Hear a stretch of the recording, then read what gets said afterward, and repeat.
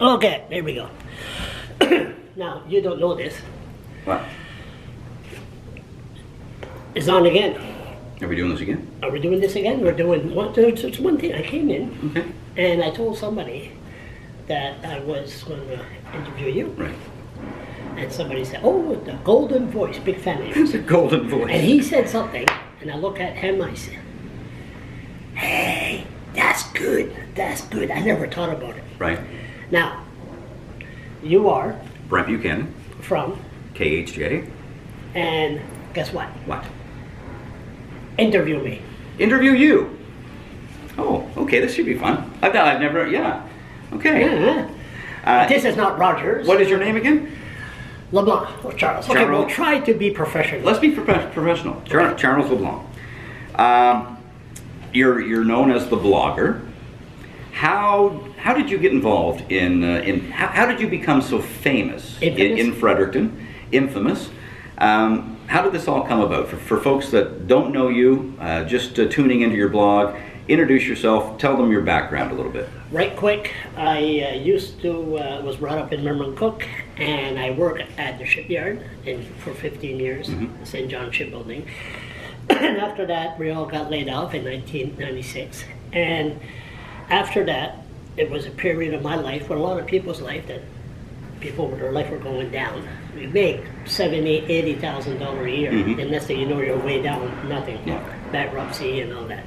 So, and then it was also a period that I found out my uncle, that's the father I never had, approached me, Al LeBlanc, his name, and he said, "Charles, you got a mental disorder and you don't even know it." I said, "Oh, really? Oh, we found out what's wrong with me after all these years. Right. What do I have?" "You have ADD." I said, "What the hell is that?" Yeah. Attention deficit disorder. Anyway, make a long story short, then we found out I had hyperactive, as we know. I need this, I need to kick my head. So then my picture was on the front page of the Irving Media. Charles LeBlanc deals with ADHD, because I was well known to write letters to the editor and talk shows called. And a lot of people approached me, and there was a major problem of prescription drugs. This was the year 2005, 2003, of kids being drugged. Teachers acting like doctors and saying, "Your kid is not allowed in this classroom until he takes Ritalin." Right. So they went to the doctor, so I set up a tent in front of the legislator. I remember that. You remember that? Yeah. You know, nobody, the media, the government looks at the media and say, "Ignore him." Just ignore him. It will go Pretend away. he's not there. Pretend he's not there. Yeah. It will go away. Well, they forgot this, you know. I'm Scottish. My grandfather was Bosnian, and I'm half Scottish. I was never right here. Right. So I stayed there for 6 months, and I collected a petition, not electronic petition name, 10,000 signatures. Wow. Asking the government to do a study on how our kids are being drugged in school. So then I stayed here, and then next thing you know, I met a girl here. So then I moved here. I love Fredericton, beautiful. Yeah. But then that was part of my life. The legislature, they said, how come you're still hanging around here? And I said, "Well, you guys were my neighbors for 6 months. Exactly. I don't know anybody else." Right. So after, then I didn't have a computer. I read the Irving Media in the library. That was part of my routine. So they said, "We got to get rid of them." So what they did, they banned me from the legislature, which I'm still banned to this day. Right. And then somebody approached me and said, make a long story short, you should be, I was writing emails to everybody. Right. I said, "You should become a blogger." Blogger? Oh, what's that? Yeah. Then they told me, not interested. If I would have known what would have happened in the future, maybe I would have took the back door. But no, then I started chasing politicians. That's where the police. Well, that leads me to my next question. Who has been the most interesting person that you've interviewed? You've interviewed the famous boxer up north. You've interviewed politicians. You've interviewed a lot of people and chatted with them. Who's been the most interesting, the most accommodating person that you've interviewed? Oh my God, what? There's so many, Brent. There's so many. There's so many. I think the most that I really that stays out with everyone is Jaden. Augustine. Remember that, Yes. that video? Yeah, yeah. And there was this kid, his parents approached me at a wake in Big Cove, Elsie Puktuk, and told me, invite me over to their home. And it's 14, so I said, all right. So I showed up. Just go to YouTube, write Jaden Augustine, and I showed up with my camera. And there was this kid with cerebral palsy, and there he was in this chair, sofa. And what was he doing when the father said, son, we have a guest for you. The guest that came here a visitor came here to visit you. And I'm all nervous here.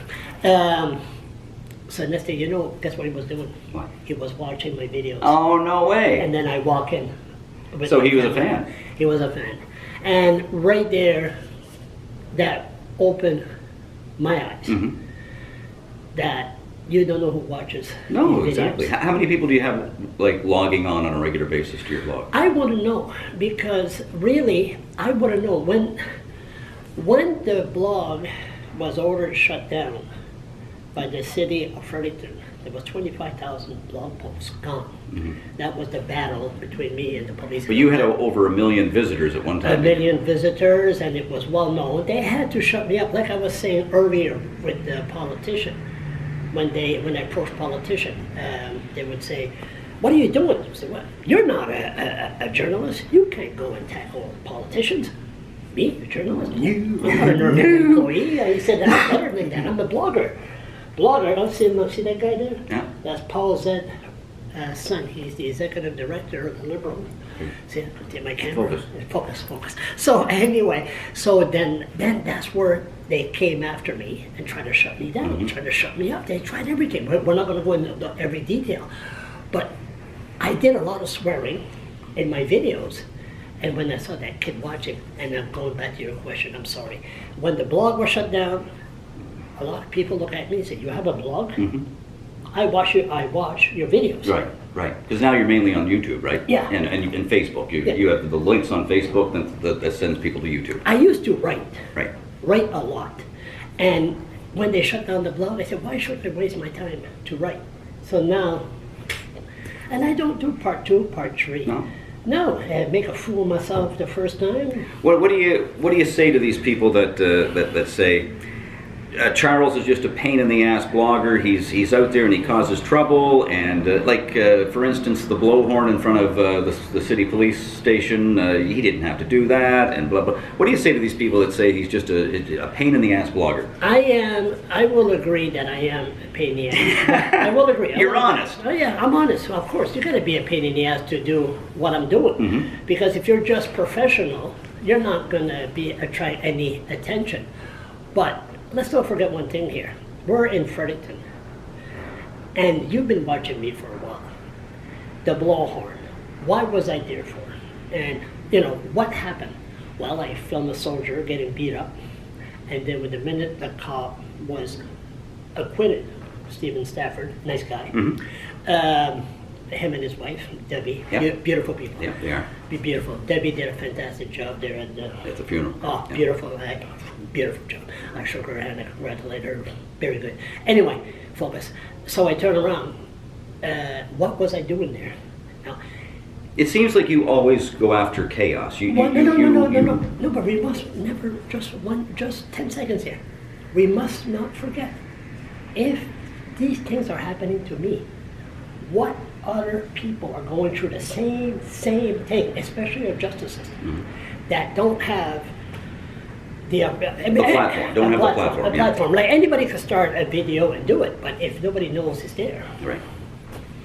So everybody says, my main goal is to show really what's going on. Now, let's face back here. We're not going to mention any names. We'll be polite. We're live. Last time we were here, Brad Woodside.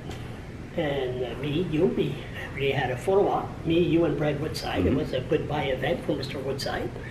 And you saw the video. What happened? Yes. Do you have tickets? Yes. Twice. Yeah. Now, why would I come to an event like this, not invited?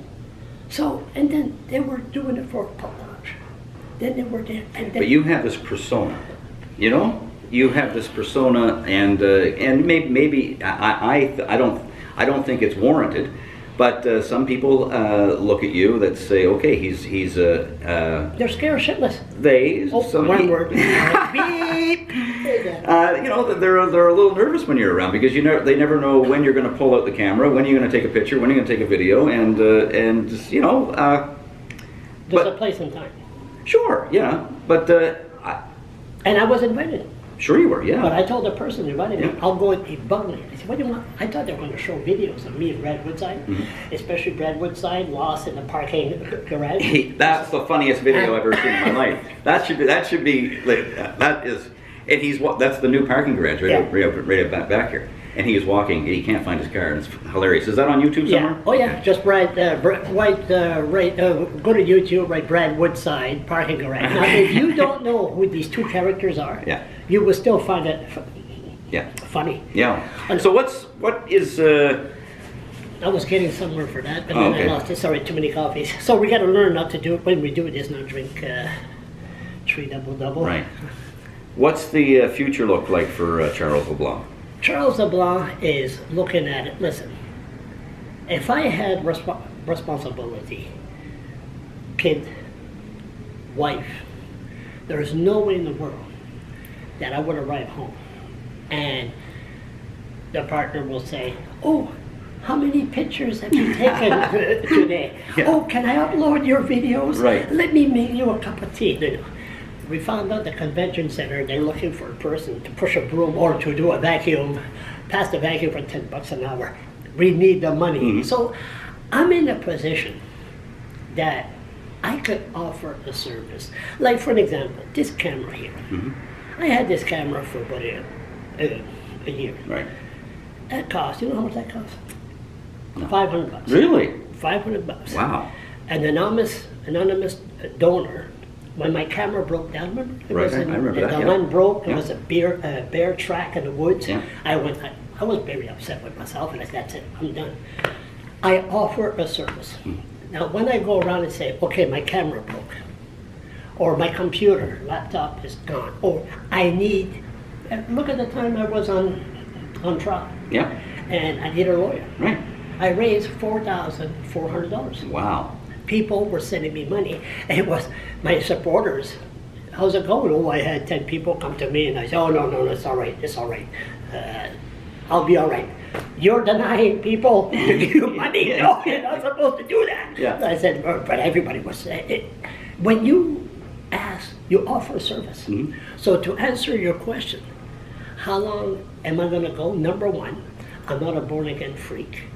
God would decide how long am I going to be here.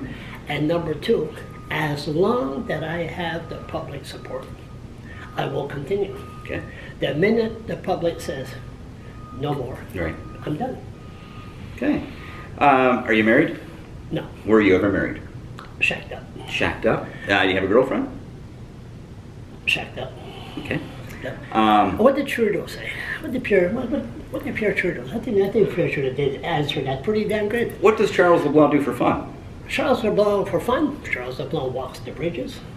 Charles LeBlanc, I have some fun. I seen you in Marysville the other day. Like, how do you must jump the bus, do you, and get to Marysville? Or? Marysville, did I have the camera on? Yeah. Yeah, I did a rant because a friend of mine asked for a serviette at Tim Hortons. Right. And then the woman said serviette. And then serviette. Pardon? Napkin. And next thing you know, she says, I'm too busy. Right. They're out front. Right. Drive through. Okay. They're out front. Okay. So I said, what the hell? I would have been the driver. Right. We'll still be there. Right. But so that's why you see me there. No, you see, you got to keep, when you do something like this. But do you have any hobbies? What do you do? Like, I'm just asking because people at home are probably thinking, what does this guy do for fun? Like, does he have a favorite television show? Do you go to the movies? Do you go down to Dooley's and shoot pool? No, you need money for that. Go to Dooley's, beer costs a lot of money. For fun, what I do for fun, I just go like this in the morning. I have good friends. I take off from the city. I don't tell anybody. Right. Where's the blogger? Take off up north, take off down south. And some people, how the hell did he manage to be there?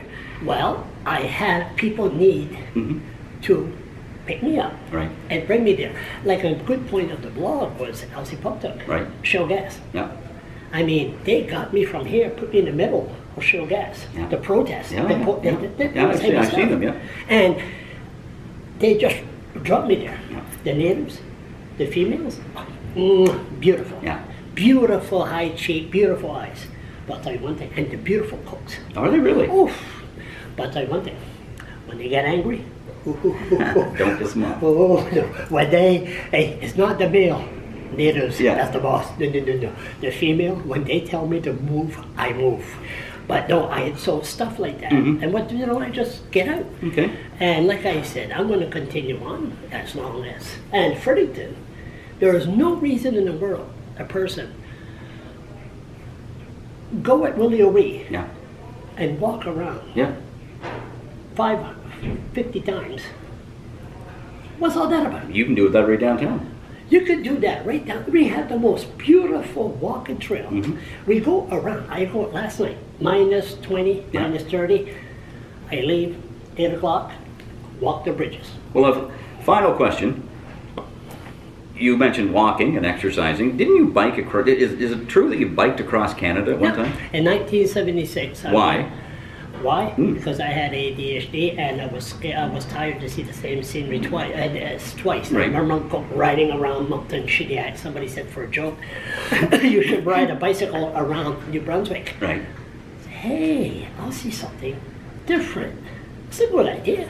So what I did, I went around New Brunswick. I went around the Maritimes. Right. 1976. Right. In 1977, I flew to Vancouver. Have you been to Vancouver? No. Winnipeg is the furthest I've been. I flew the plane 1977, and then we went. You look at the prairies from the plane, all squares.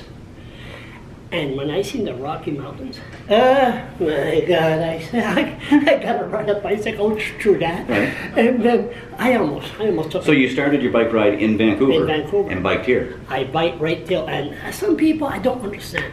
Some people ride the bicycle. Now their bicycle, they cost about $3,000-$4,000. Yeah. And I wouldn't want to break down what a bike like that. A tire costs $300 or $400. Yeah. That much? It's crazy, yeah. Oh, so next thing you know, I turn around. They go from Vancouver to Halifax. Why? Well, Terry Fox put his leg in the Atlantic Ocean, in Newfoundland, and he wanted to put his leg in the Pacific Ocean, but he didn't. He made it to, I think, Thunder Bay, Ontario. And I did it because I did it before Terry Fox, and it was a big deal. You imagine go bicycle up the hill, then you coast down. Fans, bicycle up the hill, you coast down. Terry Fox, one leg up. Amazing. Down. So people stop in Halifax. I have to worry about that. People stop in Halifax. How come they don't continue to Newfoundland? Yeah, you'd think, yeah. But you can't say you went across Canada. No, exactly. If you don't go. Terry started in Newfoundland. Exactly. Yeah. So I went right till St. John, Newfoundland. And then I graduated from high school, June 23rd, 1978. Yeah. And then I went to Halifax, put my bike in Pleasant Park, Halifax. And then I went down to Florida, Key West, right down the most southern part. Have you been to Key West? Key West, yeah. I went to Marathon. The place for the Sloppy Joe's. Sloppy Joe's. Sloppy Joe's. Sloppy Joe's. Yeah, that's where they have the Ernest Hemingway beer competition. Must have been after me. They turn around the bridges. You're that young, I'm that old. So the bridges are all connected. Right. Yeah. And then I went to the Everglades from Miami to Naples. Right. And these spiders. The alligators and spiders, big spiders.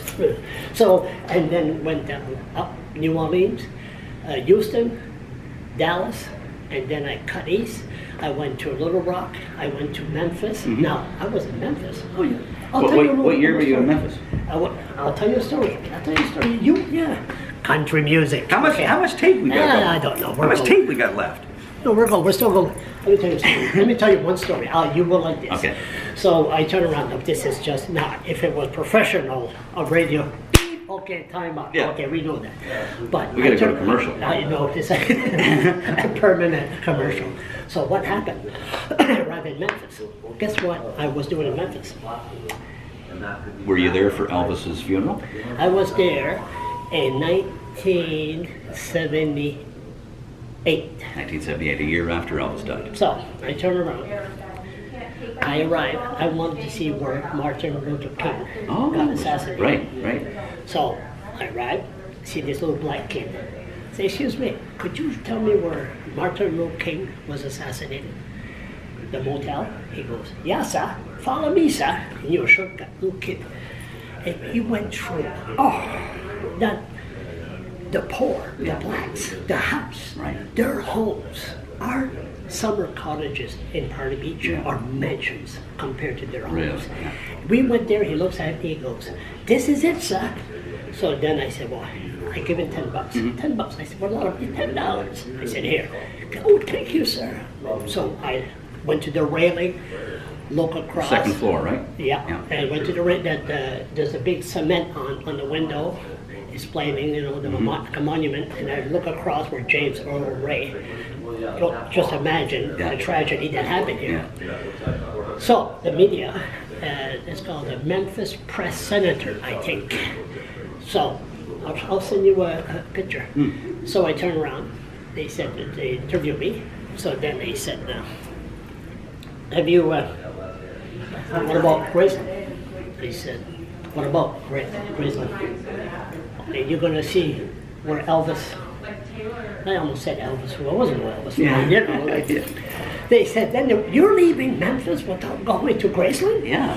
So I said, what the hell? I said, I better go. Yeah. So I had to pedal 20 miles back. And did you go to Sun Studios? So I went there. And what's that? So I turned around. I went there. And I might be confused. I'm getting old. I arrived there. I'll send you the picture. What's his uncle's name? Vernon? Vernon was his father. And Vester was his uncle. I think so. So there's Vester in the front gate. Have you been there? No. They got all kinds of religion there. Elvis was a beautiful man. And then they give you badges and want to sell money for books and all that. So he says, Mr. 10-Speed Charlie, that's what they call him. 10-Speed Charlie. Yeah. Welcome to Memphis. Welcome to Graceland. I'm the uncle of Elvis Presley. And it was, I almost said, Elvis who? But no, the media was there. Yeah. So then I said, I'm going to show you where my nephew is buried. So the mansion is there, and it's right on your right. We went there. Next thing you know, people around on their knees crying, Elvis, Elvis! And I look, what's with the big shoe? It's been dead for over a year. Right. He looks at the car, he looks at the monument, he says, always been like that since the day he died. Then there's a woman that hollered, Elvis, Elvis! Now the mansion is there, there's a swimming pool on your right. Right. And monument, where his bed is right there. Right. So he starts screaming, start running toward the mansion. Now you could go inside the mansion, and then you couldn't go. And she jumped in the swimming pool. Oh, no way. And the when you were there? Yeah, so the security guard chasing after her. I said, now what? Why did she do that for? Oh, now she could say she was in the same swimming pool as Elvis. Yeah.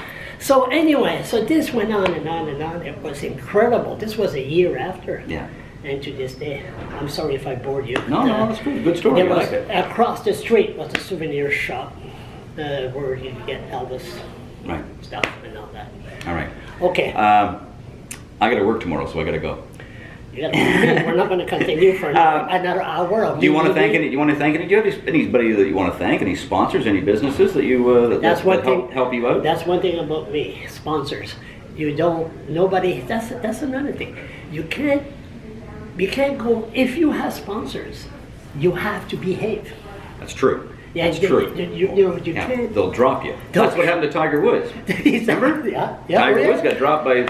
He was making $1 billion a year, pretty much, on sponsorship. Yeah. Tiger Woods. But you know how you could be there. Yeah. Well, come on, we're just right quick. No, look, we're not going to talk about it. You'll say, oh, there is a God. But when the Fredericton police raided my place. Right. Okay?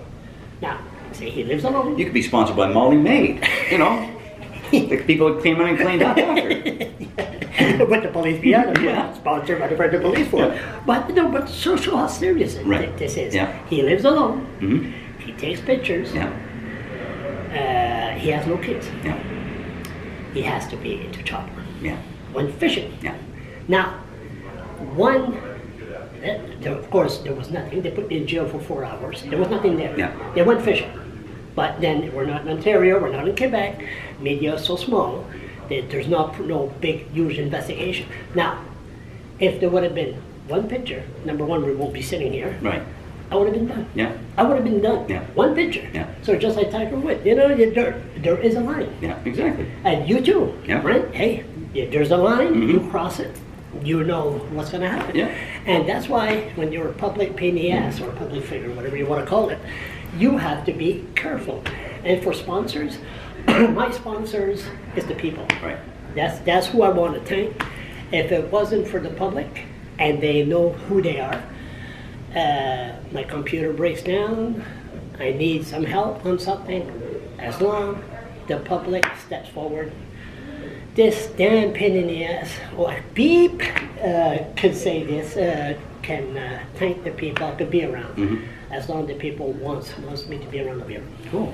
All right. One more thing. When's this going to air? Today? Because tomorrow is Bell Let's Talk Day, raising money for mental illness and mental initiatives all across the country. So hashtag Bell Let's Talk Day and help spread the word. Bell donates 5 cents for every hashtag and every mention on Facebook and all this sort of stuff, and donates it to mental health. Are you trying to say that I got a mental illness? No, buddy, old pal. Oh, buddy. But just telling the folks at home. Since we talk about ADHD, yes, I agree. Tomorrow, that's the day. Okay. Thanks, bud. Thank No you. problem. That's it.